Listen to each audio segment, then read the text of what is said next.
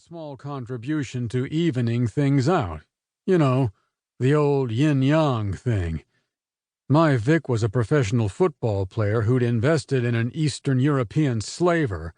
The slaver sent young women all over the world to work as prostitutes. I used the past tense because I took care of that bastard a couple of days ago. The athlete was quick to join him in death. It wasn't pretty, and honestly, I don't feel too bad about that. Most of the Bombays tend to maintain a low profile when it comes to wet work. Making murder look like an accident seems to make them feel better. I don't really go that route. My preferred modus operandi is to actually make it appear to be foul play. And if you knew how bad these people were, you'd probably agree with me. 2 days later, the police and media seemed to think the Russian mafia was responsible, and when the evidence I left behind revealed his crimes, Vic's jersey and status were yanked from the Football Hall of Fame. My mother and the rest of the Bombay Council were pleased. Dad and Ozzy had to call to remind me that technically my Vic didn't play real football. But that's Pop, always splitting hairs. My family history is interesting in a bloodthirsty sort of way. The Bombays have cornered the market on international assassination for hire since ancient Greece. Every infant born into Bombay blood becomes a killer. We begin training at age 5 and progress from there. There is no way out. Once you are born a Bombay, your fate is sealed. No one rebels unless they have a suicide wish. Occasionally one does. What can I say? Every family has at least one idiot. Doesn't yours? The football job took place in Chicago, and a few days later I was in Omaha. The alarm went off at 6 a.m., and I sat up on the edge of my bed, running my hands through my hair. You might think I'm a morning person. Nothing could be further from the truth. I'm actually more of a discipline guy. I get up to make myself functional.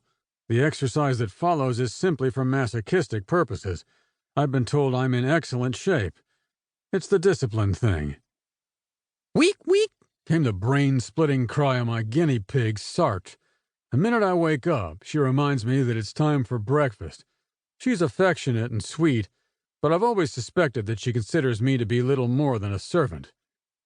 "Here you are," I said as I placed a small dish of strawberries, collard greens, and baby carrots in front of her. Sartre grunted and began her feast. I walked to the door of my trailer to get the paper. When I'm on the road, which is pretty much always, I like to park my RV in Walmart parking lots. They seem to have a camper cult following. Everyone I've stayed at leaves a newspaper at my door in the morning and has fresh coffee ready before the shoppers arrive. I like that. It's a nice touch. Opening the door revealed a bright, late August. I scooped up the paper and nodded to the older woman standing across from me in the parking lot.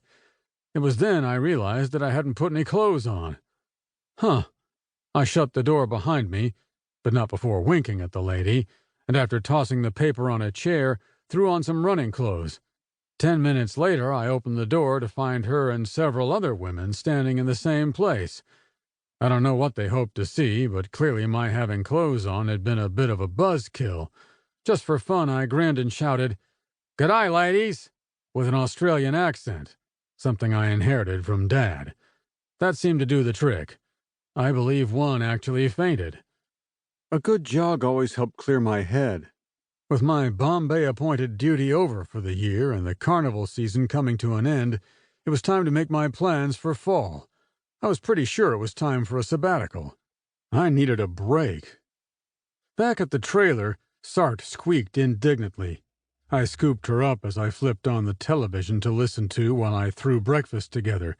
Sartre wiggled in the crook of my left arm before sprawling out luxuriously. I found an orange and made some toast while the little pig ran up and down the table. There wasn't much on in the news, as usual. I had a gig coming up in rural Nebraska, just a county fair. Then the season would be over for me. Sartre nibbled on an orange peel, never taking her eyes off me. Huh. It's sad when your own pet doesn't entirely trust you, but that's the nature of an assassin pet owner, I guess. I gave her some of the fruit and she devoured it. An ad for Disney World came on and somehow managed to get my attention. I clicked off the TV and pulled open my laptop. After a few more hours of research, I decided on my sabbatical.